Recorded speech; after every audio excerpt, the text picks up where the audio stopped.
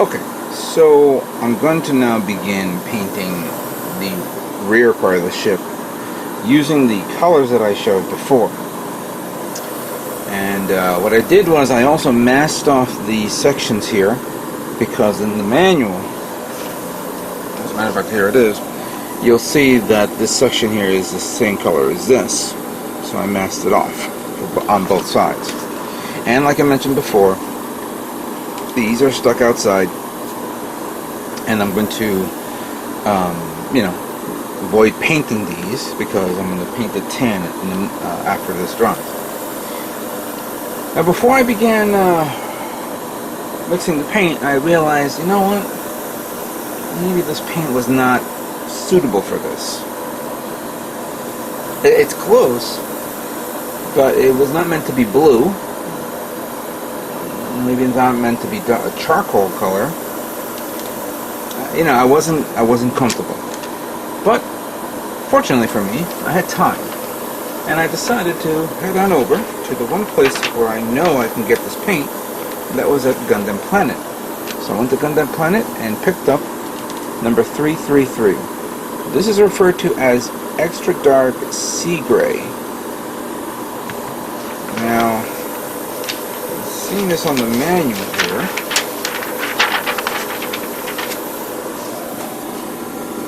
.333, and it says here BS-38-1C-640. BS-38-1C-640. Yep, there it is. And I had to make sure that this is actually the right color, because usually when you see these numbers here, it's like 333, it's pointing into that.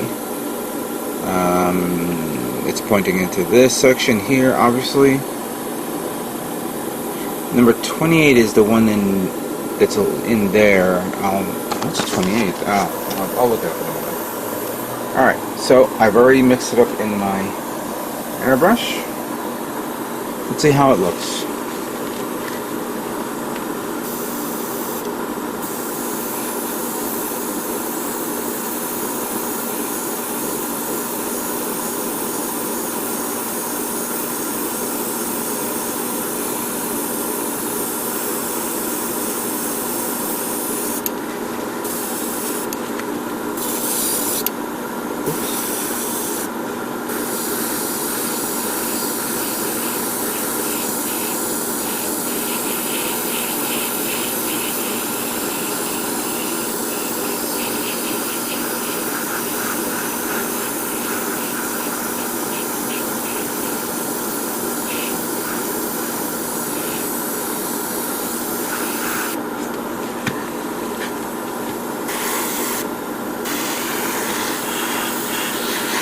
You want to say you want to do light passes, but this thing is almost like a primer. It goes on nice and thick. Let me just do slight light passes, not to the point where it actually covers up the entire kit. Well, that may be unavoidable.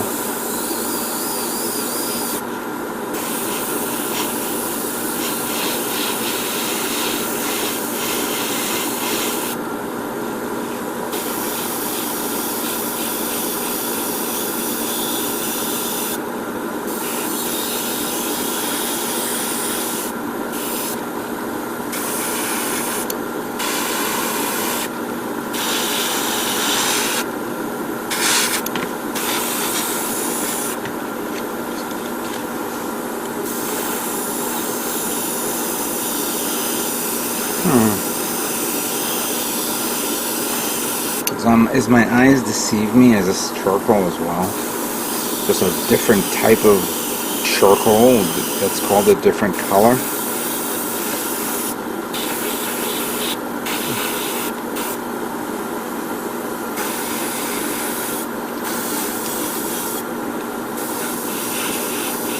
We all do know that the fact that in the original SDF-1 model kit, sorry, not the original, the anime version of it, it's a bluish color.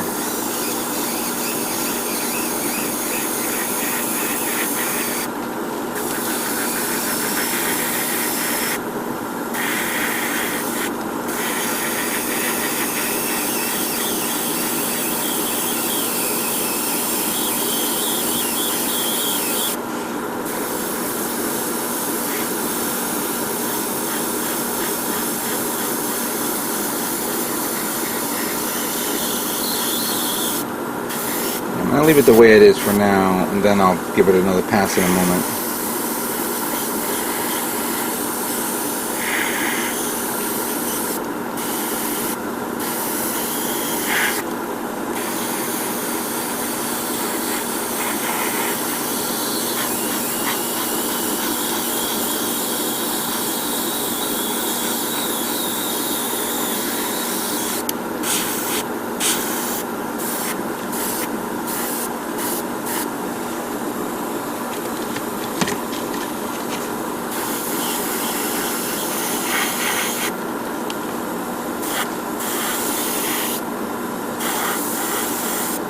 I don't know how much of the pre-shading is going to show off with a darker color over it, but I have a feeling I'm going to lose that.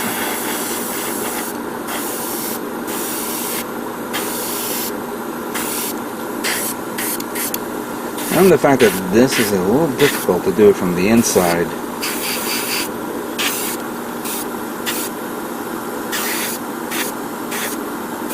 But I've committed to it, so what are you going to do?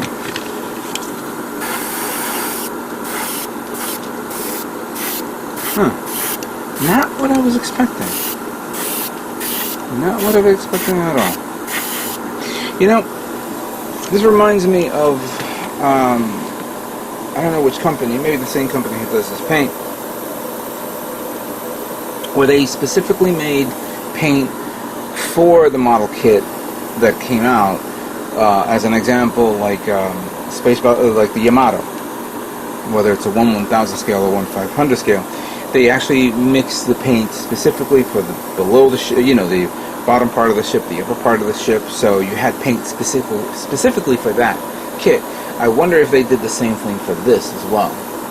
But you go based on what the manual says. It says 333. That's 333. And what can I say? Alright, so let me continue painting the remaining parts, and we'll go from there, okay?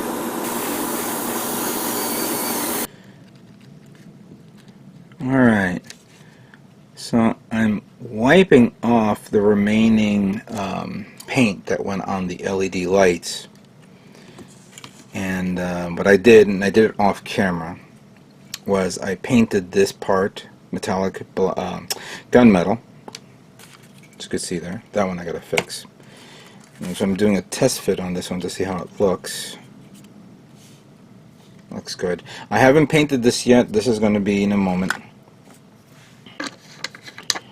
But I wanted to test fit this out because I also covered it up, and I painted this tan. So everything is now painted to a point. Now, what I did do, which I didn't show off on camera, which now I'm going to show off, is I also masked the kit so I can leave specific areas not touched. Like, for example, this area here, which now I'm going to remove. This is the bottom part of the ship, so I don't have to worry about missing anything. There we go. So that looks good. And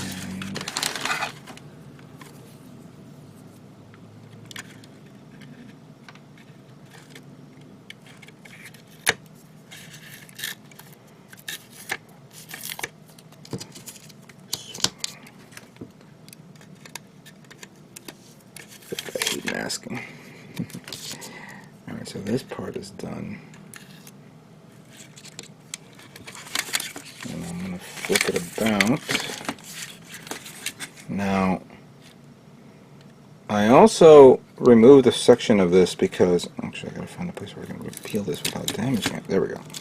I also removed a section of this because there was another tone of color that I needed to paint, which is like a lighter or a different type of gray. And I'm looking at it right now. Not digging what I may have forgot to do.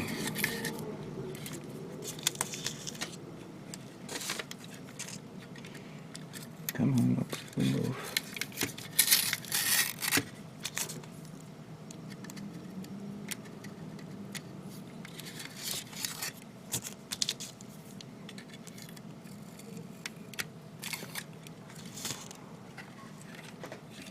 That's alright.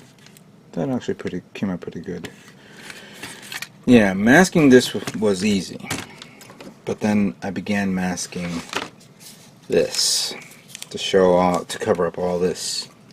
Because even though I pre-shaded these areas, I knew for a fact that I was going to paint them, and I don't know, I'm not good at brushing, especially something this small. So I did this. This was a pain in the ass.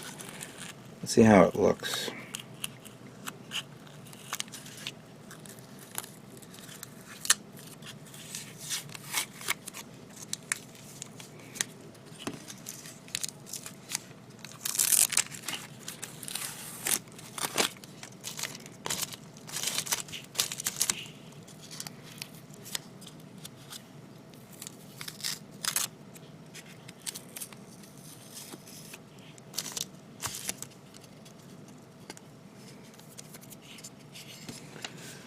Alright, so this area came out okay. Just maybe it was a little too lighter.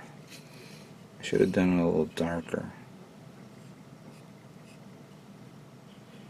Yeah, it didn't come out the way I thought it would be. Maybe I should have done a darker color.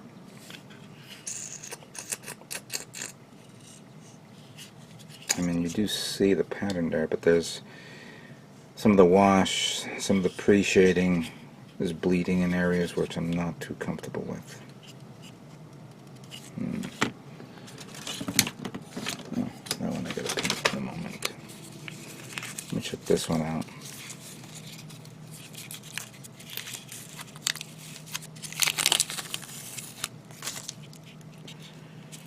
Clearly it's gonna offset, when I put the decal on this, it'll probably offset this, but I wanted this area to be unique.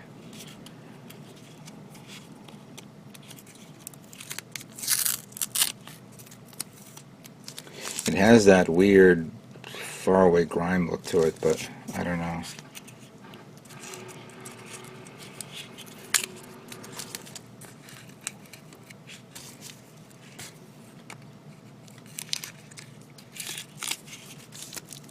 And some areas was like really tough to cut a hole out. I had a hard time doing this and making sure it's perfect. I mean, I'm kind of glad that I did appreciated the inside of this.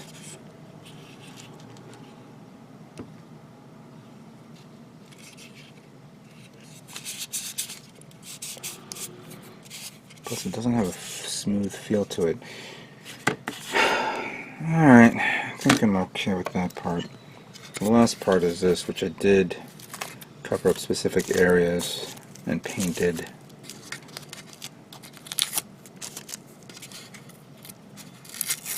I'm going to probably hand brush some of these areas that I just did.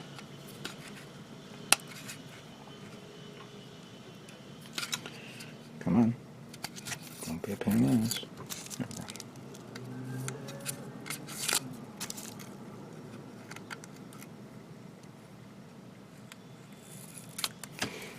There we go. Oh yeah, I need to do another pass of some sort. See, that one came out okay in this area, and like in those little areas here and here. But I definitely need to do like the really small areas. That can be somewhat okay, but it's barely even visible.